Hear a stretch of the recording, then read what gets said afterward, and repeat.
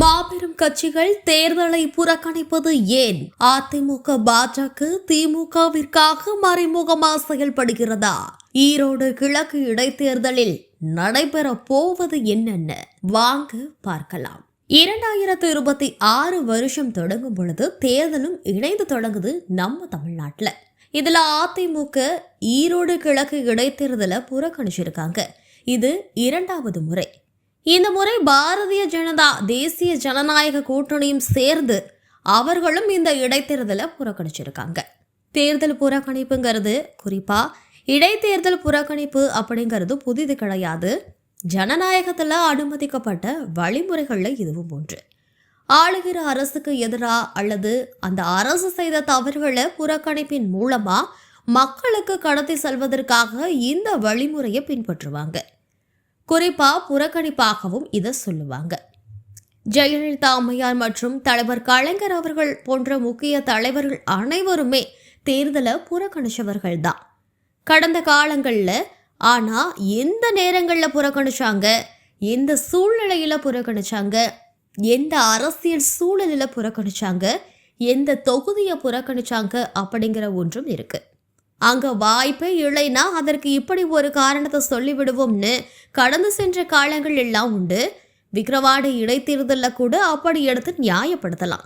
ஆனா அது ஒன்றுபட்ட அதிமுக என்ற நிலைமையை அது நிரூபிக்கக்கூடிய சூழ்நிலையில அதிமுக புறக்கணிப்பது என்பது நழுவுவது போன்ற விஷயமா கருதப்படுது.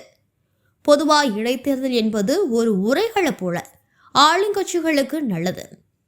மேலும் ஆளுங்கட்சிகளுக்கு நல்லது செய்தா அவர்களுக்கு கிடைக்கக்கூடிய ஒரு அங்கீகாரமாகவும் இதை எடுத்துக்கலாம்.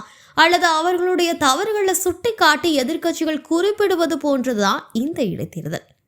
நல்ல அரசுக்கும் தவறுதலான அரசுக்கும் சான்றிதழ் வழங்குவது போன்ற ஒரு சூழ்நிலையை தான் இந்த இடைத்தேர்தலாக எடுத்துக்கலாம். அது பாடம் கற்றுக் கொடுப்பதாக இருந்தாலும் சரி, சான்றிதழ் கொடுப்பதாக இருந்தாலும் சரி. ஆனா இந்த தேர்தலை பொறுத்த வரைக்கும் கொஞ்சம் மாறுபட்ட விஷயம் என்னன்னா, ஒரே குடும்பத்துல அடுத்தடுத்து மறைந்த பிறகு நடக்கிற ஒரு தேர்தல். குறைந்தது 1 வருடம் அல்லது 11 மாதம் மட்டும்தான் அவர்களுடைய ஆட்சி காலம் இருக்குங்கிற தேர்தலுங்கிற போது இது அரசினுடைய நிர்வாக திறமையை தான், நிர்வாக குறைபாடுகளை தான் வெளிச்சம் போட்டும் காட்டும் தேர்தலா நிச்சயம் இருந்திருக்கணும். ஆனா எதிர்கட்சிகளுக்கு எப்படி ஒரு நல்ல வாய்ப்புனா, எத்தனையோ போராட்டங்கள் எதிர்கட்சிகளா இருந்து நடத்துறாங்க. இந்த போராட்டங்களுக்கு எல்லாம் அனுமதி இல்லைன்னு குரல்களும் கேட்குது. அந்த விஷயங்களை எல்லாம் மேடைக்கு, அதாவது மேடை போட்டு பேசுவதற்கான ஒரு அற்புதமான தளம். ஏன்னா ஒட்டுமொத்த தமிழ்நாட்டுடைய பார்வையும் ஈரோடு கிழக்கு நோக்கி இருக்கிற வேளையில இது மக்கள் கவனிக்க வைக்கிற தளமாக இருக்கு. இதை அதிமுக புறக்கணிச்சுட்டாங்க. அரசியல் ரீதியா இது மிக மிக தவறான ஒரு செயல். புறக்கணிப்பு அப்படிங்கிறது இதற்கு ஒரு தீர்வும் கிடையாது. ஆளுங்கட்சி எப்பொழுதும் போல நிச்சயமா தன்னுடைய பணபலத்தை தந்து அந்த காலங்களில் அதிமுக, அதற்கு முன்பு திமுக எப்படி நடந்துக்கிச்சோ அதே மாதிரி ஆட்சியில் இருக்க எந்த கட்சியாக இருந்தாலும் எதிர்கட்சியாகவே இருந்தாலும் தங்களிடம் இருக்கின்ற பணபலத்தை உச்சபட்சமாக இந்த தேர்தலில் காட்டுவாங்க. அதிகார பலத்தையும் சேர்த்தே காட்டுவாங்க. மற்ற நாட்களில் எல்லாம் செய்ய முடியாத அரசு திட்டங்களை மிக விரைவாக 2-3 நாட்களில் செய்து கொடுப்பாங்க. மக்களுடைய தேவைகளை 5 நாட்களுக்குள்ளேயே முடிச்சிருவாங்க. இதையெல்லாம் செய்து வெற்றி பெற வாய்ப்பு ஆளுங்கட்சிக்கு தான் அதிகம். ஆனாலும் எதனால போட்டியிடுறாங்க? ஒரு வாக்கு சதவீத வித்தியாசத்தை ஏற்படுத்த, அதாவது வாக்கு சதவீதத்தோட வித்தியாசத்தை அதிகபட்சமாக காண்பிக்க, அரசோட கருத்துக்களை மக்களிடம் கொண்டு சேர்க்கணும். அரசு செய்ய தவறிய செயல்களை, செய்த தகவல்களையும் சுட்டி காட்டவும் பயன்படுத்தலாம். திமுக தான் வெற்றி பெறும்னு நன்றா தெரிந்தாலும் ஏன் இவர்கள் புறக்கணிச்சது தப்பு? 1, நீங்க கொங்கு மண்ணுடைய மைந்தன் என்று பல முறை மேடைகளில் சொல்றீங்க. குறிப்பா அதிமுக கொங்கு தொகுதிகளில் தான் அதிக வெற்றி பெற்றோன்று பெருமையா சொல்றவங்க. அதுல சில உண்மைகளும் இருக்கும் பொழுது உங்கள் பகுதியிலேயே நடைபெற இடைத்தேர்தலில் இதை நீங்க புறக்கணிக்கலாமா? அதிமுகவோட கோட்டைன்னு சொல்லக்கூடிய கொங்கு மண்டலத்தில் நடைபெறக்கூடிய ஒரு தேர்தலில் அதிமுக புறக்கணிக்கலாமா? ஒன்றுபட்ட அதிமுக என் கைகளில் இருந்தாலும், ஒற்றை தலைமையாக நான் இருந்தாலும், இரட்டை இலை சின்னம் என்கிட்ட இருந்தாலும் அதிமுகவை வெற்றி பாதைகளை அழைத்து செல்வேன்னு நீங்கள் சொல்லிய வார்த்தைகள்ல தான் தொண்டர்கள் மற்றும் மாவட்ட செயலாளர்கள் கட்சி நிர்வாகிகள் உங்களை பொது செயலாளரா தேர்ந்தெடுத்திருக்காங்க. அதன் பிறகு நீங்க இந்த தேர்தலை புறக்கணிச்சிருக்கலாமா? படு தோல்வியே வரட்டும், தோல்வியே கிடைச்சாலும் இது எடப்பாடி பழனிசாமி அவர்களுக்கு வெற்றிதான். கடந்த தேர்தலில் 40,000க்கும் மேற்பட்ட வித்தியாசம். இந்த முறை 20,000 என்றாலும் அது குறைந்தாலும் எடப்பாடி அவர்களுக்கு கிடைத்த வெற்றிதான். திமுக வெற்றி பெற்றா கூட அது வெற்றியா கிடையாது. கடந்த தேர்தலில் உங்களுக்கு வாக்களித்த 20,000 பேர் இந்த முறை வாக்களிக்கலைங்கிற உண்மையை நிரூபிச்சு காண்பிச்சுட்டு தோல்வியை பற்றி கவலைப்பட்டிருக்க தேவையே இல்லாம போயிருக்கலாம்.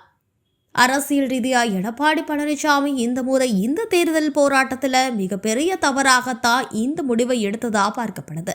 அதிமுகவோட டாப் 4 வேலுமணி, எடப்பாடி பழனிசாமி, தங்கமணி, KP முனுசாமின்னு 4 பேரும் முகாமிட்டிருக்கக்கூடிய முக்கியமான பகுதி. இத அதிமுக ஒன்றுபட்டுதான் புறக்கணிப்ப முடிவு எடுத்திருக்குமா? அங்கிருக்கக்கூடிய கழகத்தார்கள் தங்களுடைய திறமைய வெளிப்படுத்துவதற்கான களம் இது அப்படிங்கிறதையும் இந்த களத்தை பயன்படுத்தி கொள்ளலாங்கிற கோரிக்கையையும் யாருமே முன் வச்சிருக்க மாட்டாங்களா? பொதுவா தலைவர் நினைக்கிறது தான் அந்த கட்சியில செயல்பாட்டிற்கு வரும். அது எந்த கட்சியாக இருந்தாலும் சரி. சட்டமன்றத்திற்குள்ள எடப்பாடி இல்லாத போது வெளிநடப்பு செய்யாதீங்கன்னு அறிவுறுத்தப்பட்ட போதும் அதை மீறி வேலுமணி தலைமையில KP முனுசாமியையும் மீறி வெளிநடப்பு செய்ததான தகவல்களும் உலா வந்துச்சு. எடப்பாடி பழனிசாமி அவர்களுடைய கடந்த ஓராண்டு கால செயல்பாடு 2ஆம் கட்ட தலைவர் அவர்கள் மற்றும் தலைவர் அனைவர்களுக்குமே பல நேரத்தில் எரிச்சல் ஊட்டக்கூடியதாக தான் இருந்திருக்கு. மாற்று கருத்துக்களும் இருந்திருக்கு. ஒவ்வொருவர் மனதிலும் அது ஊறி போயிருக்கு. கட்சி ஒன்றுபட அதிமுகவா இருந்த பொழுதும் அப்பொழுதுலேருந்து தான் இந்த கருத்து வேறுபாடுகள். ஆனா தனித்தனியா அதை எடுத்து தலைவர்கிட்ட சொல்ற துணிச்சல் இன்னும் யாருக்கும் வரலைன்னு தான் சொல்லணும். அதிமுக செய்த தவறு, அதன் பிறகு எடப்பாடி மீதான விமர்சனம், பாஜகவிற்கு எடப்பாடி பழனிசாமி அவர்கள் அடிமையா செல்கிறாருங்கிற யோசிக்காத விமர்சனங்கள் வந்ததுதான். ஆனா பாஜகவும் தான் இடைத்தேர்தலை புறக்கணிச்சிருக்காங்க. இதனால தவறுதலான எடப்பாடி பழனிசாமி மீது வந்த இந்த விமர்சனம் எழுப்பப்பட்டிருக்கு. பாஜக திமுகவிற்கு மாற்று நாங்க தாங்கிற மாதிரி ஆவேசமா பேசினாங்க.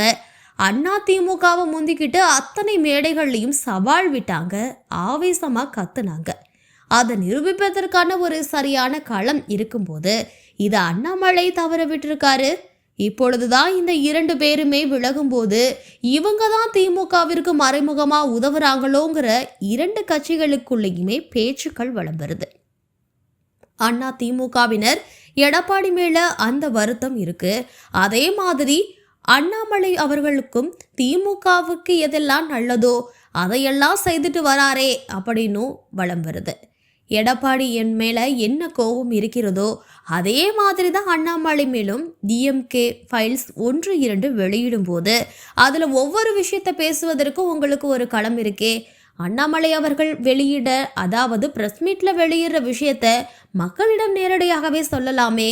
உங்கள் பார்வையில அண்ணா பல்கலைக்கழகத்தோட பிரச்சனையை பேச ஒரு களமாகவும், சொத்து வரி உயர்வு பற்றி பேச ஒரு களமாகவும், மின் கட்டணத்தை மாதம் கொண்டு வருவோம் என்று சொல்லி நிறைவேற்றாதது போன்ற நீங்கள் என்னென்ன விமர்சனம் வைத்தீர்களோ அவை எல்லாவற்றையும் கூற, உங்களுக்கு பேச மற்றும் தமிழ்நாடு உங்களை கவனிக்கக்கூடிய ஈரோடு கிழக்கு தொகுதியில நின்று பேசினா தமிழ்நாடு கவனத்திற்கு கொண்டு சேர்த்திருக்கலாமே.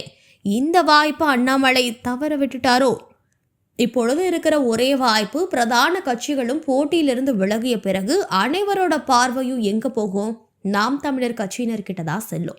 வாக்கு வங்கியை நிரூபிச்ச ஒரு கட்சி, பிரதான கட்சிகள் 2ம் இடைத்தேர்தலில் நிராகரிச்ச பிறகு நாம் தமிழர் கட்சியினர் போட்டியிட்டா 2ஆம் இடம் இவருக்கு தான். ஜனநாயகத்தோடு அனுமதிக்கப்பட்ட ஒரு நடைமுறை தேர்தல் புறக்கணிப்பு. அதாவது மக்களிடம் ஒரு கவனத்தை ஈர்க்க செய்கிற ஒரு செயல். ஏன் அதிமுக பாஜக இந்த தேர்தலில் போட்டியிடலைன்னு பேச வைக்கலாம். இதுல 3 வாய்ப்புகளும் இருக்கு. ஆளுங்கட்சிக்கு நிஜமாகவே நீங்க பாடம் புகட்ட விரும்பினா இவ்வளவு நாள் இத்தனை போராட்டங்கள் நடத்துனீங்களே, அதையெல்லாம் ஒன்று சேர்த்து மக்களிடம் சொல்லி இருக்க வேணுமே. அனைவரும் ஒரே களத்துல போட்டியிட்டிருக்கலாமே. அல்லது அனைவரும் சேர்ந்து பொது வேட்பாளரை திமுகவுக்கு எதிராக நிறுத்தியிருக்கணும். அப்படி செய்ய தவறும் பட்சத்தில் மக்கள் தான் முட்டாளாக நினைக்கிறாங்கங்கிற எண்ணமும் விளம்புறது.